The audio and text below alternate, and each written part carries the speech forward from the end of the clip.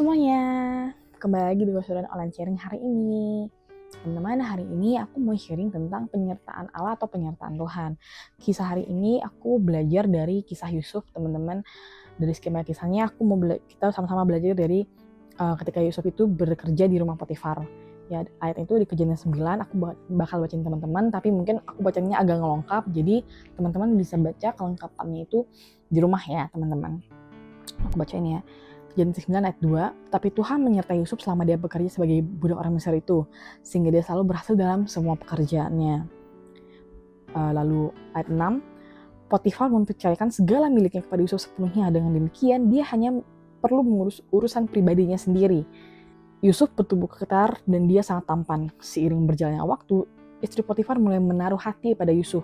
Dan dia berkata, marilah tidur denganku.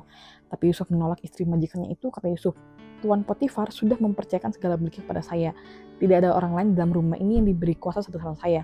Tuhan sudah mempercayakan semuanya kepada saya kecuali Nyonya, karena Nyonya adalah istrinya. Bagaimana mungkin saya berdosa terhadap Allah dengan melakukan perbuatan jahat ini? 10. Hari demi hari, istri Potifar berulang kali mengajak Yusuf tidur dengannya, tapi Yusuf tetap pada pendiriannya dan menolak setiap ajakannya. Ya, kemudian kita move on ke ayat 17. Ketika suaminya datang, dia berkata, budak Ibrani yang kamu bawa ke rumah ini hendak mempermalukanku. Ketika aku berteriak, dia melarikan diri dan meninggalkan pakaiannya. Rupanya beginilah kelakuan budakmu terhadapku. Mendengar situasi itu, Potifar sangat marah. Yusuf di penjara. Potifar pun melemparkan Yusuf ke dalam penjara tempat tahanan raja. Namun Tuhan menyertai Yusuf dan setia mengasihinya. Tuhan membuat kepala penjara terkesan dengan Yusuf, sehingga dia mempercayakan Yusuf tanggung jawab untuk mengurus segala sesuatu yang berkaitan dengan para tahanan lainnya. Kepala penjara tidak pernah mempertanyakan tugas yang berada dalam tanggung jawab Yusuf, karena Yusuf selalu berhasil dalam segala sesuatu yang dilakukan sebab Tuhan menyertainya. Teman-teman, penyertaan Tuhan untuk Yusuf begitu luar biasa ya teman-teman. Tapi apa sih teman-teman yang bisa kita pelajari dari sikapnya Yusuf, dari tindakannya Yusuf? Kenapa sih mungkin Yusuf tuh tetap bisa berpegang pada pendiriannya teman-teman? Nah teman-teman, mungkin kita juga pernah ya teman-teman, maksudnya dalam keadaan kita punya suatu pergumulan, kita punya suatu permasalahan. Nah, apa sih teman-teman kira-kira yang bisa kita lakukan? Ya, apa sih teman-teman yang bisa kita lakukan? Maksudnya apa sih yang bisa kita pelajari dari Yusuf ketika menghadapi permasalahan pergumulan itu gitu? Nah, yang pertama adalah teman-teman tetap melakukan yang benar. Ya. Teman-teman, kalau kita baca tadi ya, Yusuf itu diajak berulang kali gitu ya sama si istrinya Potifar untuk tidur bareng. Tapi Yusuf tetap berpegang teguh pada pendiriannya. Ya kan, dia tetap melakukan yang benar loh teman-teman. Bahkan mungkin ya Yusuf juga tahu konsekuensinya apa gitu kan, dia bisa kehilangan pekerjaannya, tapi Yusuf tetap melakukan yang benar teman-teman. Nah teman-teman, begitu juga dengan kita gitu.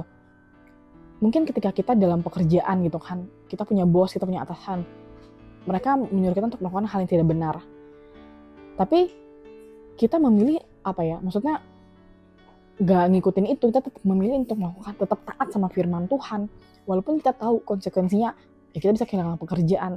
Tapi teman-teman, ketika kita melakukan hal yang benar, ya kita punya upah yang lebih besar, itu di surga, upah yang besar di surga teman-teman. Ya, nah pertanyaannya, kenapa sih Yusuf tuh bisa melakukan hal yang benar, ya kan? Atau bagaimana sih Yusuf tetap bisa berpegang pada pendirian yang teguh? Yang kedua adalah Yusuf kenal pada siapa dia menaruh harapannya. Ya, Yusuf mengenal Tuhan Allah kita, Allahnya gitu.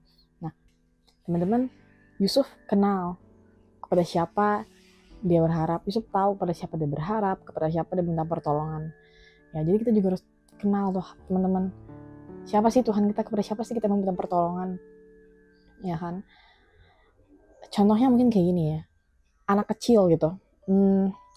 Kalau dia nggak sama orang tuanya, ya mungkin dia nggak akan ada rasa aman teman-teman.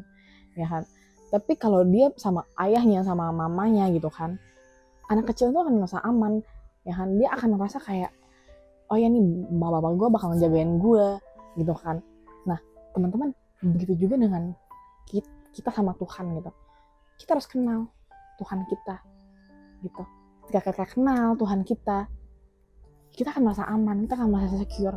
Dalam apapun yang terjadi, gue tahu nih, gue punya Tuhan di belakang gue punya Tuhan di samping gue gitu. Maksudnya jadi kayak, ya Tuhan akan menyertai kita karena kita tahu, kita kenal bahwa siapa Tuhan kita gitu teman-teman. Jadi kita tahu, oh ya, gue punya penyertaan nih dari Tuhan gitu ya.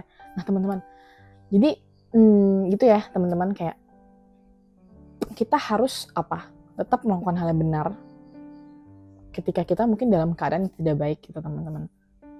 Kita diperhadapkan dengan pilihan-pilihan yang sulit.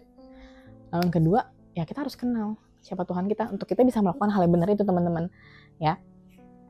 Misalnya kita mau bilang kayak, gue pengen Tuhan menyertai gue gitu kan, aku pengen Tuhan menyertai aku.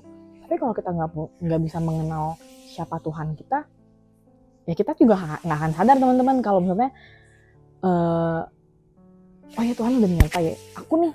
Kita nggak akan sadar kalau kita maksudnya nggak punya pengenalan akan Tuhan gitu. Jadi mungkin teman-teman itu aja sharing aku hari ini. Semoga sharingnya bisa bermanfaat bagi kita semua. Sampai jumpa lagi teman-teman. Semoga berkati.